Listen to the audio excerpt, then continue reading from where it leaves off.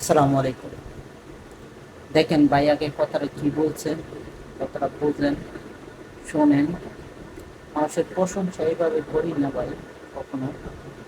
আগে ভাইয়ের কথাটি শোনেন। দেখেন উপরে ভাইয়ের ভিডিওটা দেওয়া আছে, তো শোনেন কি বলে ভাই। আমি যদি কাউরে নিষেধ করি, প্লিজ আইসেন না, মাফ চাই। আমি তো যাবো, আমি তো পুরো বাংলাদেশে ঘুরি। এটা আমার জন্য যন্ত্রণা। আমি একটু বাসায় আসি শুধুমাত্র একটু ফ্যামিলি টাইম দেওয়ার জন্য, এবং এই টাইমটাই ভালোবাসা আমার যন্ত্রণা। এটা ঠিক আছে, এইভাবে জ্বালা দেওয়ার চেয়ে আইসা একটা ছুরি মাইরেন, মনে করে সিলাই দিব, শেষ। কিন্তু এটা যন্ত্রণা। আমি তো আসবো, একটু একটু সময় দেওয়া যান।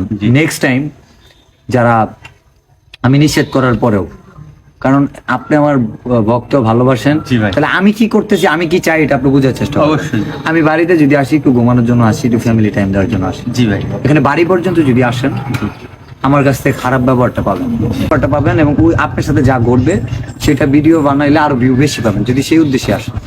এ থেকে আপনারা কি বুঝলেন? মানুষ যখন ধৈর্যের বাঁধ ভেঙে যায় তখন মানুষ এরকমটা করতে পারে।